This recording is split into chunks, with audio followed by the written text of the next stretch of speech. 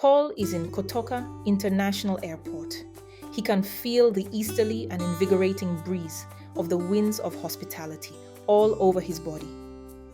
He is reminded of the saying of his village chief the night before he traveled. There are no foreign lands. It is the traveler only who is foreign. Paul had never felt so foreign in his life than his return to the land of his fathers.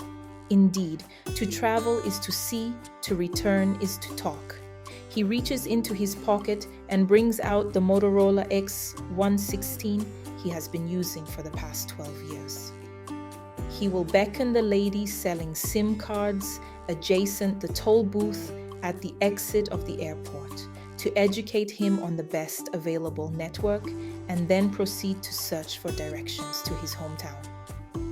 Not long after Paul had dashed some dollars to the lady, then the taxi drivers, who had been stealing a semi-continuous glance at him, started calling. "Boga, let me take you home." "Boga Akwaba," "Boga, my car is neat," amidst others. The taxi drivers had no time to decipher the personality and caliber of Paul. But who cares? All Boga be Boga, so they say. To Paul, he may be nobody, but to the world, he was definitely the freshest Boga in town. The taxi he finds himself in is not what he is used to seeing. He has always ridden in comfortable taxis, to say the least. He now sits in an old and rickety taxi that one could tell has been running from 1995. The wobbly taxi has not been serviced since 2001. The driver is a baby boomer. He is qualified to be a senior citizen of the land. One will reckon he must be in his 70s because of his time-chiseled and weather-beaten face. He steals a glance at Paul from the rear-view mirror occasionally with his jaded crow's eyes. Like an elephant in a jungle, he seems to have a strong control over the deranged gears and the demented steering wheel of the 1995 Renault. Silence had endured in the taxi for about 15 minutes. Then finally, with his trembling voice, he asked, "Wo firi hen meba," meaning, "Where are you from, my son?" As if predestined, the old man is from Abthrisinsuam, the town before love's sake. He has heard Paul's story before. It is no news to him. Having worked as an airport taxi driver for years, this is one of the numerous ones he had heard. He will be glad to take Paul to love's sake. He will not charge a dime, but he must fuel the tank. It goes without saying that "Wu kurom pertra di wonam a thribika," meaning if you are eaten by the vulture from your hometown, theirs remains. Paul is lucky. He is on his way to Lovesick. Finally, he can breathe. The driver knows the way to Lovesick by heart. He meanders through the valley and curves gently round the sky-piercing mountains. Going past Ab-3C and Som, the forest along the road is tannin brown. He's in awe of the size and majesty of the trees. Their knotted arms rose ever upwards, as far as his head could lift. Water tumbled down the Dabi Astrimanian mountain. The bliss pool at the bottom is varnish clear today. Paul sees it, and tears start to flow down his toil-worn cheeks. He remembers this waterfall. He used to come swimming with his friends on every market day. It's an indication that he has reached the land of his birth. Not knowing where to go, the driver sends him to the chief's palace. Eyes glare at him as he makes his way through the gutters into the house. The driver tells the chief his story. Luckily, the chief might remember Paul. It could be his classmate, whose funeral was held about 37 years ago. If he is the one, then only the old might recognize him. As custom demands, the chief summons his elders to the palace. Roaming the chief's palace is a feral cat. It looks like a spine-chilling hunter.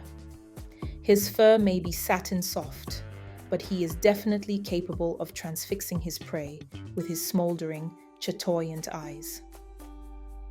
He makes some advances at Paul, but as expected, a dead goat does not fear the knife. The elders are in. They resolve to hold a durbar for the townsfolks. Everyone must come the next 3 days at 9 a.m. to the chief's palace. The preparation for the next NSA Fufuo festival must cease. We have a visitor in town. He is going to tell his story. Like wildfire, word spread quickly of the return of an old man who went abroad and could not make it. People start to discuss him in the market, drinking spots, at the riverside, and even on their way to farms. It is Friday. The morning is bright and airy. Horses and cattle still munch and graze the fields. The horses snort and toss their heads, glad to be alive. In the forest, the leaves are still spring green and lush. For now, the rivers run joyfully, but no one is going fishing today. Neither is anyone going to the mosque or hunting. The women may have to wait till late in the day before they go to the market.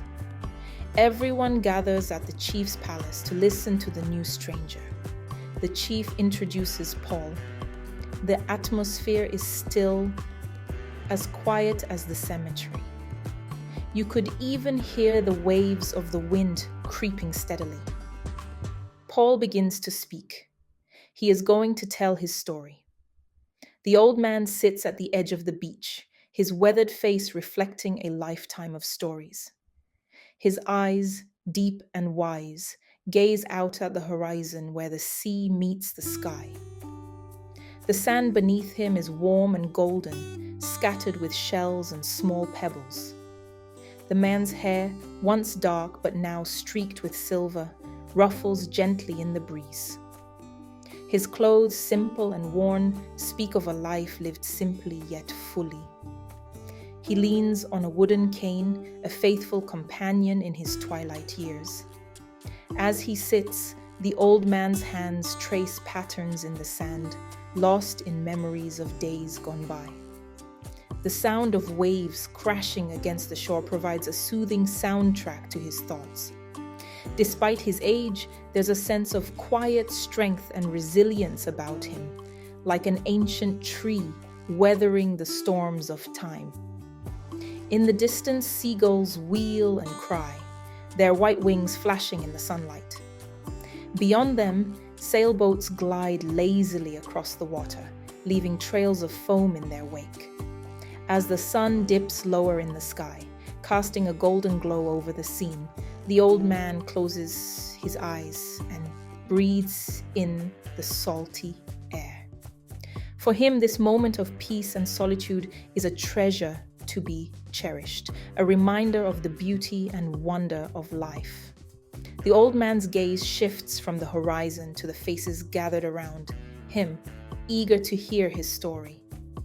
With a voice weathered by time and emotion, he begins to recount his journey, from the lush forests of his homeland to the icy shores of the Faroe Islands. He speaks of love found and lost, of dreams shattered and hopes renewed. Each word is imbued with the weight of his experiences, each sentence a testament to the resilience of the human spirit. As he speaks, the crowd hangs on his every word, drawn in by the raw honesty of his tale. They see themselves reflected in his struggles, their own dreams and aspirations intertwined with his. And as the sun sets behind him, casting a warm glow over the gathered faces, they are reminded of the power of perseverance and the importance of never losing hope.